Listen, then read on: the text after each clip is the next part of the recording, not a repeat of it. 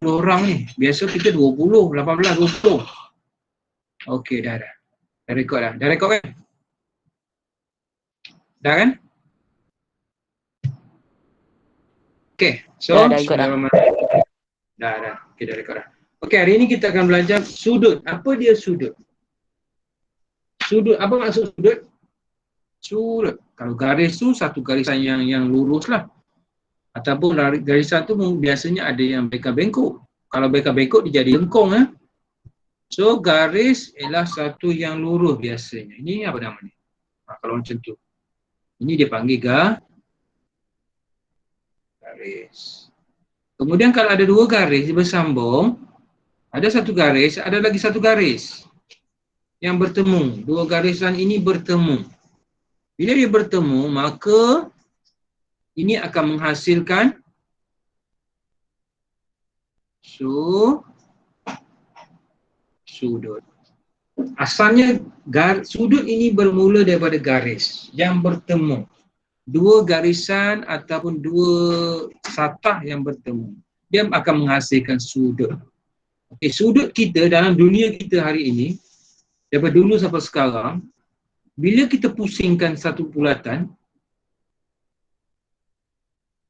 okey, dia berjumpa balik ke tempat asal, ini menghasilkan satu pusingan sudut sebanyak berapa darjah? Siapa bisa cakap? Dia pusing sehingga bertemu semula 360 darjah. Okey, itu sudut kalau dia putaran lengkap, kita pusingkan, kamu tengok pinggan kat rumah tu. Pinggan tu kalau kita pusingkannya, mula satu titik tepi tu pusing sampai bertemu balik ke tempat asal, dia akan menghasilkan sudut pusingan sebanyak 360 darjah. Itu sudut pusingan untuk satu bulatan penuh. Bulatan lengkap. Dipanggil bulatan lengkap. Sudutnya bernilai, ada yang masuk lagi. Okay, bagus. 360 darjah. Sekiranya kita putarkan separuh saja. Ini ada satu garisan lurus, kita putar sampai separuh bulatan saja. Yang ini bulatan penuh, yang atas tu bulatan penuh, yang bawah ni bulatan separuh. Bulatan lengkap. Apa ni? Lengkap. Yang ini semi bulatan. Bahasa betulnya semi bulatan. Maksudnya separuh bulatan. Itu semi bulatan. Kalau semi bulatan, dia akan menghasilkan sudut berapa? Okey, umum najah dah masuk. Separuh bulatan. Berapa sudut yang dihasilkan? 150. 150? 180. 80. Ya, bagus. Betul. 180. Itu kalau separuh bulatan. Kadang-kadang dalam kehidupan harian kita, kita akan nampak satu tiang yang berdiri tegak. Okey, ada yang saya bagi peluang masuk dulu. Farah Nadia. Okey, sekiranya ada tiang ni berdiri tegak pada permukaan tanah.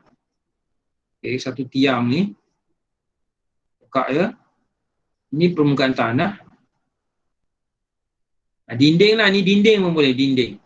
Okey, berapa sudut yang dihasilkan biasanya kalau dinding ataupun tiang yang tegak? Berapa sudutnya? 90 darjah. Itu dipanggil sudut tegak. Sudut tegak. Ataupun dibagi juga dipanggil sudut tegak ataupun apa lagi panggil? Tegak ya. Dia panggil sudut tegak.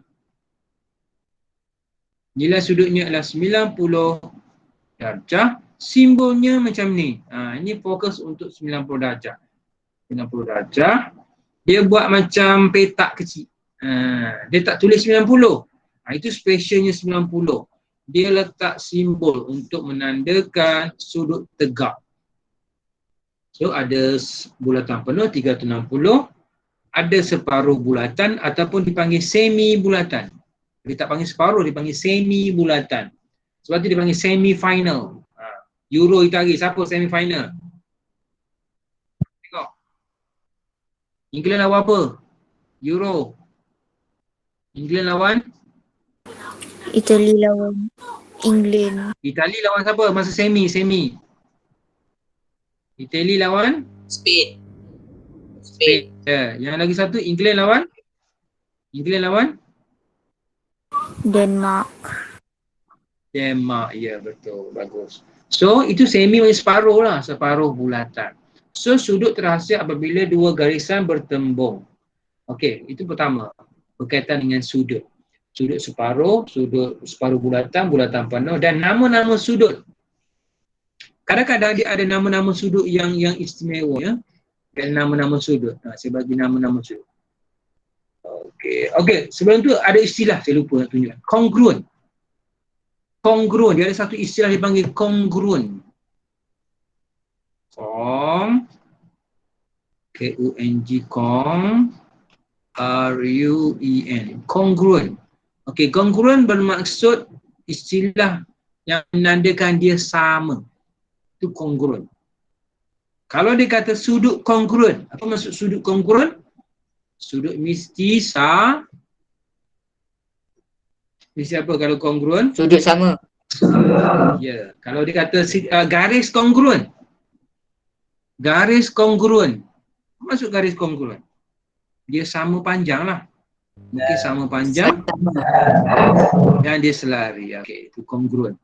Dua garis ni sama panjang, katakan sini 2 cm, yang bawah pun mesti 2 cm juga. Dua garis ni kongruen dan dia selari. Sama lah.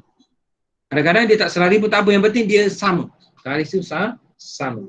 So kalau dia kata kongruen itu bermaksud sama panjang. Sama panjang. Sama panjang kalau garis, kalau sudut sama saiz sudutnya. Sudut kongruen bermaksud sudut yang sama saiz. Kalau garis kita panggil panjang yang sama, tapi kalau sudut yang saiz yang sama. Contoh sudut ya, kalau sudut kongruen. Sudut kongruen ini katakan 50. Ada lagi satu sudut yang dilukis lain sedikit macam tu, tetapi menghasilkan juga 50 darjah. 50 darjah. So, sudut kedua-dua ni dipanggil kongruen. Kongruen kerana sudutnya sama saiz. Sebab itu istilah kongruen bermaksud sama. Sama saiz ataupun sama panjang. Kalau sudut sama saiz, kalau garis sama panjang. Itu yang pertama. Di segi maksud kongruen. Kemudian, boleh jelas kongruen? Apa maksud kongruen? Sama saiz ataupun sama panjang. Kalau garis yang sama panjang. Satu lagi istilah. Dia tak suka guna garis tau. Dia panggil tembering garis. Dia guna istilah tembering garis. Ada juga dipanggil istilahnya tembering garis. Itu bermaksud garis lah. Tembering. Tembering garis. Tembering ini fokus biasanya dalam bulatan. Dalam bulatan dia akan ada tembering garis. Macam ni. Ini bulatan. Dia garisan juga, tapi dia ni tembering garis. Apa tu? Garis yang menyambung daripada tepi ke tepi. Itu dipanggil tembering garis. Kalau dalam bulatan lah. Alamak tak lurus. Lurus ya, sepatut lurus. Warna biru ni. Yang biru tu ialah tembering garis. Ataupun dalam biasa pun boleh jugalah dia tembering garis istilah kepada garisan lurus.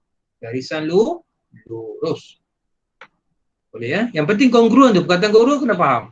Kongruen ialah mesti sama panjang ataupun sama sudut. Kalau saiznya sama saiz. Sudut sama saiz, kalau panjang, kalau garis sama panjang. Okey. Kemudian saya nak pergi kepada jenis sudut. Dia ada 3 jenis sudut. Ada 3 jenis sudut yang utama. Semua kita buat latihan, kita buat dulu. Saya akan bagi dulu beberapa term-term dia. Istilah-istilah.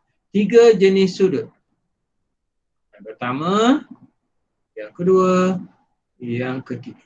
Yang pertama, sudut itu dipanggil sudut apa? Ada tiga. Sudut yang biasa lah. Oh, yang tak ada. Sudut tirus. Tirus. Sudut cakah. Tirus, cakah, lagi satu sudut refleks. Tiga. Sudut tirus, sudut cakah, sudut refleks. Jenis-jenis sudut. Refleks. Okay, refleks. Ada S. Refleks. So, kalau tirus, apa maksud tirus? Tahu tak apa maksud sudut tirus? Sudut tirus ialah sudut yang, pernah dengar tak perkataan tirus? Cakah? Refleks. Pernah dengar tak? Masa sekolah rendah, belajar tak? Dah belajar ke belum? Waktu sekolah rendah. Ada. Ada kan? Pernah belajar. Okey, so ramai lagi tak masuk hari ni. So sudut tirus ialah sudut yang terletak antara 0 hingga 90 darjah. Itu dipanggil sudut tirus. Kalau sudut cakah pula 90 hingga 180. Kalau refleks, sudutnya mesti saiznya antara 180 hingga 360. Ini antara tiga jenis sudut lah yang ada dalam tajuk sudut. Boleh? Tirus, berapa nilai sudutnya? 0 hingga 90. So kalau saya kata 87 darjah, apakah nama sudut tersebut? Tirus. Tirus. Sebab dia 87. Kalau 120, sudut apa? Cakah. 120 cakah. Ya, betul. Dan kalau dia kata sudutnya 300 darjah, Refleks. sudut refleks. So kena ingat tiga jenis sudut ni. Ini pun biasa ada ya. Okey, kemudian sudut saya dah terangkan. Kemudian saya nak terangkan juga dipanggil istilah sudut pelengkap, sudut penggenap dan sudut konjugat. Ada tiga. Yang tadi tiga jenis yang pertama, yang ini pula tambahan dia. Yang ini yang basic dia. Yang basic dia tirus, cakah, refleks. Kemudian dia akan pergi kepada tiga lagi yang dia masuk. Okey, admit. Ada lagi tiga tambahan sudut, iaitu dipanggil sudut pelengkap. Saya terangkan dulu sampai sini saja, nanti kita buat latihan. Pelengkap. Kemudian sudut penggenap. Lagi satu sudut, last sekali sudut konjugat. Konjugat. So ada tiga tambahan. Tapi basicnya yang tiga yang pertama. Ini yang tambahannya. Yang pertama tambahannya A, B, C. Apa dia sudut pelengkap?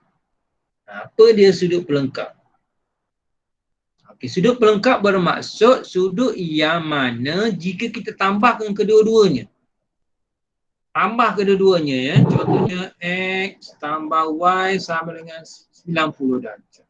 Maka sudut XY ini kita akan panggil sebagai sudut pelengkap. Kerana dia melengkapi antara satu sama lain menghasilkan sudut tirus. Jadi sudut pelengkap dia sudut yang campur kedua-duanya menghasilkan 90. So maka X dan Y ini kita panggil sebagai sudut pelengkap. Maka X dan Y ini sudut pelengkap. Kerana campur kedua-duanya sudut tirus. Boleh? Sudut pelengkap maknanya campur kedua X dan Y ni sama dengan 90. Maka X sudut pelengkap, Y juga sudut pelengkap kepada X. Kalau sudut penggenap pula dia macam ni.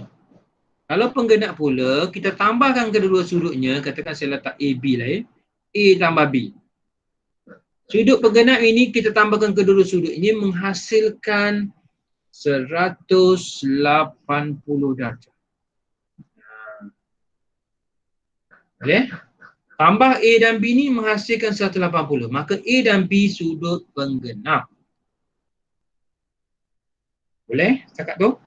Dan satu lagi yang ketiga, sudut konjugat. Sudut konjugat ini adalah sudut di mana kalau saya tambahkan P dengan Q lah ya. Kita buat lain-lain. Takut keliru ya. Kita tambahkan P dan Q. P sudut konjugat. Q juga sudut konjugat kepada yang P. Menghasilkan 360 darjah. Nampak tak? Boleh? So, sudut mana yang paling besar saiznya? Antara ketiga-tiga. Antara pelengkap, penggenap dan konjugat. Manakah saiz sudut yang paling besar? Sudut konjugat. Sudut konjugat. Bagus. Sebab campur dua-dua tu mesti dapat 360. Jadi sudut konjugat adalah sudut yang paling besar. Yang kedua penggenap. Yang paling kecil dipanggil sudut pelengkap. Pelengkap ni maksudnya melengkapi antara satu sama lain menghasilkan 90 darjah. Okey, dapat setakat tu? Sudut tirus, sudut cakar, sudut refleks, sudut pelengkap, sudut penggenap, sudut konjugat. Dan sebelum tu saya terangkan apa maksud kongruen. Kongruen maksudnya sama. Okey, satu lagi bulatan penuh. Sudutnya ialah 360 darjah. Semi bulatan 180 darjah. Semi bulatan ni dia seperti garis lurus. Nah, semi bulatan. Semi bulatan dia sebenarnya garis lurus. Garis lurus kerana garisan ini kalau kita ada titik kat tengah-tengah ni, titik pusat dia, pusat bulatan tersebut, maka jika kita gerakkan sudutnya dari kiri ke bawah ataupun daripada nak kira ikut atas pun boleh, bawah pun boleh, sama je. Dua-duanya menghasilkan 180. So garis semi bulatan ini seerti dengan sudut garis lurus. Kadang-kadang dipanggil sudut garis lurus. Jadi sudut garis lurus dengan semi bulatan ni dipanggil kongruen. Dia adalah satu yang kongruen, yang sama. Sudut garis lurus atau dipanggil juga sudut semi bulatan. Dua-dua maksud sama. Okey, itu yang pertama kita bincang. Kemudian jenis sudut, tirus, cakar, refleks. Dan akhir sekali saya bincangkan lagi tambahan dipanggil sudut pelengkap, sudut penggenap dan juga sudut konjugat. Pelengkap maksudnya melengkapi antara satu sama lain, dua-duanya jumlahnya mesti 90. Yang paling kecil lah sudut XY ni sudut yang paling kecil. Pelengkap dia sudut yang paling kecil. 90 darjah ya jumlahnya. Kemudian sudut penggenap A tambah B 180 dan sudut konjugat yang paling besar P dan Q. P dan Q ni merupakan dua-duanya sudut konjugat antara satu sama lain. Antara satu sama lain di mana P dan Q dijumlahkan menghasilkan 360. Boleh setakat ni? Barulah kita masuk kepada latihan dalam buku. Okay, latihan dalam buku yang muka surat. Saya nak bincang sikit-sikit je lah. Nanti kamu buat sendiri yang mana mudah. Okay, muka surat 60. Pergi kepada muka surat 60. Modul. Okey, modul kita muka surat 60. Tentukan A. Tentukan sama ada berikut kongruen atau tidak. Senang ajalah. Yang mana yang kongruen antara 1, 2, 3 tu? A, 1, 2, 3. Yang mana satu yang kongruen? Tulis je lah kongruen. Kenapa dia kongruen? Ayat dia ialah garis DE dan garis ST adalah sama panjang. Dia dah ada lah ayat sebelah tu. Senang kan? Boleh tak yang tu? Kongruen? Garis kongruen. Yang mana yang tidak kongruen? Antara 1, 2, 3 tu. Contoh 1, 2, 3. Soalan 1, 2, 3 tu. Yang mana soalan yang tidak kongruen? Soalan berapa? Soalan nombor 2, bagus. Soalan nombor 2 tidak kongruen kerana panjangnya tak sama. 2.7 cm dengan 2.3 cm. So dia tak kongruen. Nombor 3 tu dia kongruen sebab dia sama panjang. Walaupun dia sengit-sengit tak kisah. Yang penting dia sama panjang. Okey, B. B pun senang kan? Tak payah jelaskan. Boleh tak yang B? Yang manakah sudut yang kongruen antara 1, 2, 3 tu? Nombor 2 kongruen kan? Sama. Sudutnya, cara nak beri sudut saya lupa. Cara nak beri sudut macam ni saya akan tunjukkan. Cara menulis sudut. Dia ada teknik dia. Katakan ini A, ini B, ini C. Sudutnya ada kat sini, dekat B. So bagaimana kita nak tulis sudut ini? Nama sudut tersebut. Nama sudut tersebut dipanggil sebagai sudut. Dia macam segitiga tau simbol dia. Sudut dia macam ni. Dia bukan kurang daripada ya. Salah tu. Kalau macam ni salah. Kalau macam ni salah. Dia atas tarik rata. Beza tak simbol yang atas dengan simbol yang bawah? Yang bawah tu betul. Dia condong garisannya tarik, lepas tu bawah tu rata. Garisan rata. Dia tak sengit. Nampak macam tu tau, tapi hati-hati ya menulis sudut. Dia tarik. Saya guna pen warna lain. Tarik ke bawah. Dia rata. Itu sudut. So sudutnya, kita sudut kat sini kat B. Sudut berada di B. Apabila sudut berada di B, yang jadi B saya lorek warna biru ni ya, yang saya tanda tu. Bila sudut berada di B, maka sudutnya dipanggil sudut A, B, C. Sudutnya dipanggil, namanya ialah sudut A, B, C. Kalau kita perhati betul-betul, kat tengah-tengah ni lah sudutnya sebenarnya. Di B itulah letaknya sudutnya. So A mula, pergi kepada B, kemudian B pergi kepada C. So sudut yang terasik ialah sudut DB. Ini sudut DB. Boleh ya? Boleh tak? Nama sudut kena hati-hati ya. Mesti betul. Saya ulang lagi sekali. Katakan saya ada satu garisan. Sub. Okey, sudut kat sini. Sini P, sini Q, sini R. Okey, bagaimana kita nak label sudut ni? Sudut yang warna saya label biru. Saya lorekkan biru. Okey, yang warna biru tu. Kita mula dengan P, Q, R. So, bila kita labelkan, sudut tu hati-hati guna. Tarik bawah, lepas tu rata. P, Q, R. Sudutnya ialah sudut PQR. Katakan 25 darjah. Maka sudut PQR sama dengan 25 darjah.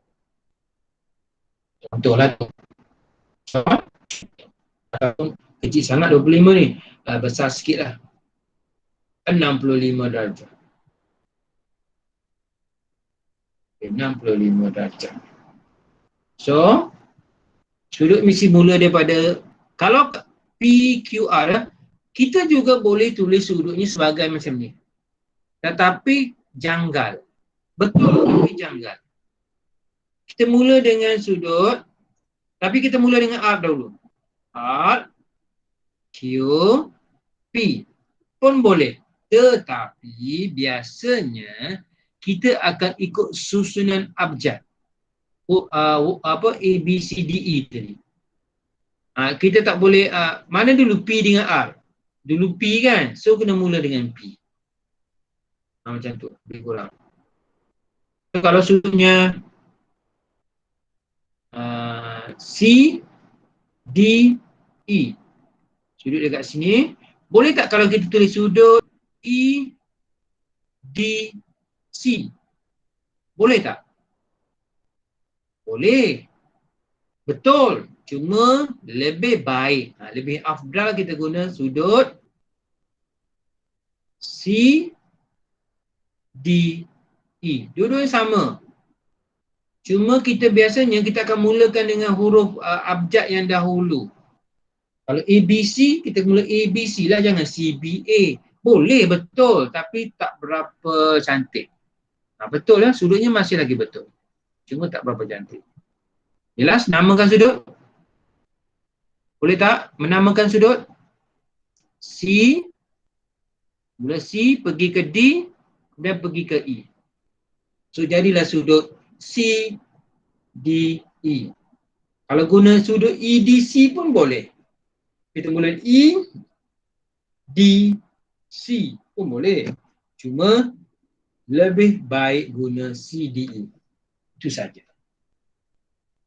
Boleh faham cara nak nama sudutnya? Sebab itu dalam buku tu dia tulis ya. Okey, nombor 1. Sudut ABC sama dengan 54 dan sudut DEF sama dengan 70. So kongruent atau tidak? Tulis jalan kerja tu seperti yang dia tidak kongruent kerana tidak sama. Yang nombor 3 tu kongruent tak?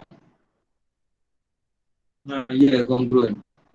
Sama. Nombor 2. Kongruent tak? Tapi ingat cara nak tulis jawapan dia tu. Tulis sudut ABC dan sudut DEF tidak sama saiz. Maka kongruent jawapannya. Jawapannya kongruent. Boleh ya? So, kalau katakan saya bagi contoh ya. Saya bagi satu contoh untuk menunjukkan sudut tu kongruent atau tidak. Contoh. Okey, katakan saya ada macam ni. PQR sudutnya ialah 70 darjah. Kemudian saya ada lagi satu garisan. Ini juga 70. Tapi sudutnya lain ya. A, B, C. Adakah kedua-duanya kongruent sudut ini? Kongruent atau tidak? Kongruent. Ya, bagus. Kenapa kongruent? Saya nak tulis jawapan. Sudut PQR dan sudut, jangan tulis CBA. Kenapa tak boleh tulis CBA? Tak boleh, boleh. Tak berapa cantik. Boleh tu tak betul lah. Dia boleh. Cuma kalau ABC, kita tak tulis label sudutnya CBA.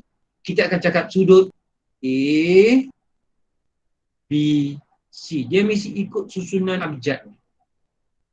So sudut PQR dan sudut ABC adalah apa?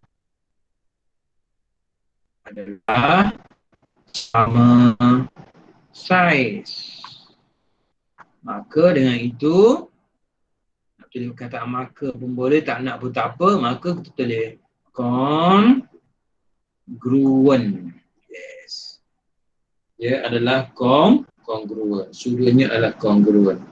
Okey, kemudian kata kongruent, ada masalah menamakan sudut penting. Cara menamakan sudut. Buat simbol tu. Simbol dia bukan kurang daripada ya, beza ya. Ini kurang daripada. Nah, itu kurang daripada. Kalau sudut dia mesti tarik ke bawah juga, tapi dia yang ini yang ini simbol untuk sudut. Yang ini simbol apa? Satu lagi hijau tu. Kurang dari pada. Beza tak? Simbol sudut tu. Ramai murid kadang-kadang dia tersilap. Dia buat kurang daripada. Kalau sudut kena buat sudut. Okay, settle. Settle boleh teruskan ke berikutnya. Saya nak bagi kepada sudut pelengkap, sudut penggenap dan juga sudut konjugat. Saya akan bagi contoh sudut pelengkap. Okey, sudut pelengkap. Sudut pelengkap. Katakan saya bagi satu sudut tu 70 darjah. 70 darjah. Cari sudut pelengkap kepada 70. Berapa sudut pelengkap kepada 70? Pelengkap kedua mesti 20. jadi apa? Tambah kedua-duanya mesti jadi 90. Sudut pelengkap jumlah kedua-duanya mesti 90. Kalau dia bagi 70, berapakah sudut yang lagi satu? 20. Sebab jumlah kedua-duanya nanti akan menghasilkan 90 darjah.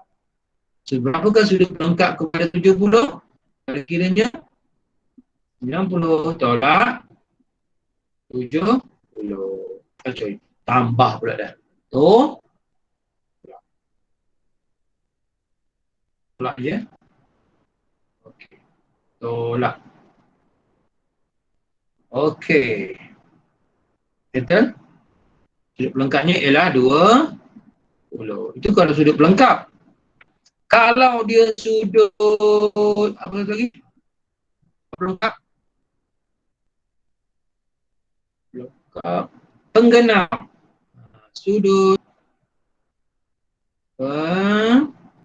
penggenap. Sudut penggenap pula, katakan dia beri sudutnya ialah 70 juga. Berapakah sudut penggenap kepada sudut 70 darjah?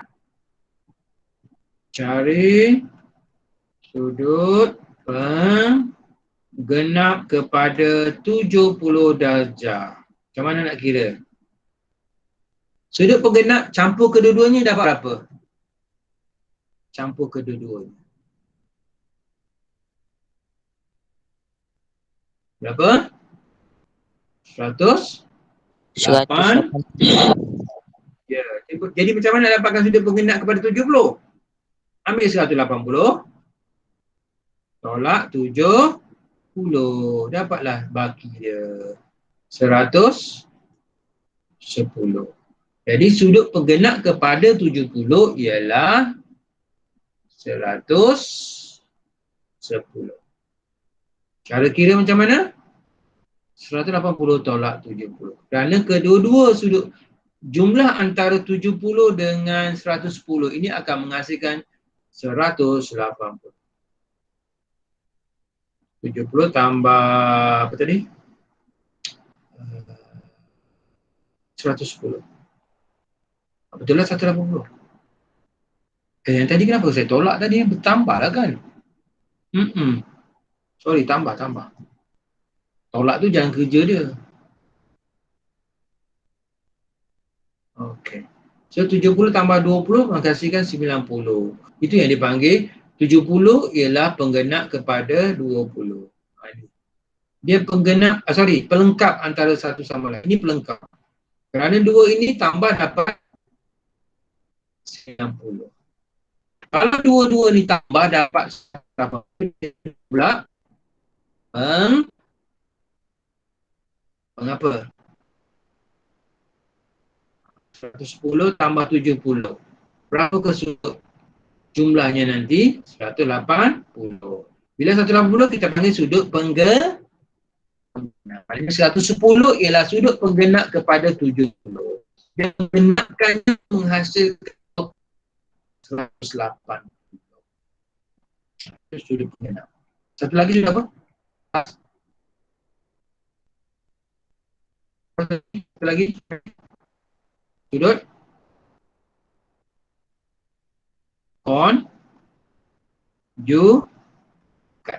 Ada tiga. Konjugat pula katakan bagi 120 lah. Berapakah cari sudut konjugat? Konjugat kepada 120 darjah. Berapakah sudut konjugat kepada 120 darjah? Berapa? Sudut konjugat berapa jumlah sudutnya? 300 berapa? 260. Sudut konjugat jumlah kedua-duanya 360. Jadi nak cari konjugat kepada 120, kita ambil 360, kita tolakkan dengan 120. Hasilnya berapa? 240. Betul tak? Salah ya? Betul. So, 240 merupakan sudut konjugat kepada 120. 240 konjugat kepada 120. Kerana kalau kita totalkan kedua-duanya balik, 120 kita jumlahkan dengan 240, dia akan jadi, dia mesti jadi berapa?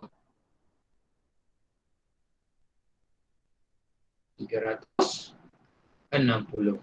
Jadi 120 ialah konjugat kepada 240. Yang ini sama-sama konjugat. Ini konjugat. Kerana total kedua-duanya ialah 360. Okey, boleh? Dapat? Sudut penggenap, sudut pelengkap, sudut penggenap dan juga sudut apa tadi? Konjugat. Okey. Sudut konjugat. 360 tolak dengan 120. Maka hasilnya 240. 240 ini kita panggil sebagai sudut konjugat. Konjugat siapa? Kepada 120.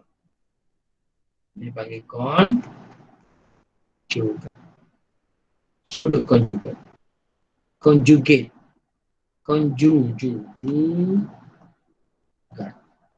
Konjugat. Alright. Dapat? Setakat ini 3 jenis sudut. Sudut pelengkap, sudut penggenap dan juga sudut konjugat. Okey. Jadi kita mula tadi 3.10, sekarang ni dah pukul 3.50, dah 40 minit dah. Cukup ke setakat tu hari ni? Dulu. Cukup latihan dulu. Okey. Cukup lah ya untuk hari ni. Okey, saya rasa itu sahaja hari ni. Kita jumpa lagi minggu depan. Jangan lupa latihan buat modul muka surat 60, sorry. Muka surat modul 60, muka surat 60 dengan 61. Okey, itu saja. Jumpa lagi. Assalamualaikum warahmatullahi wabarakatuh. Jumpa lagi. Terima kasih cikgu. Okey, sama. Nanti buat muka surat 60, 61.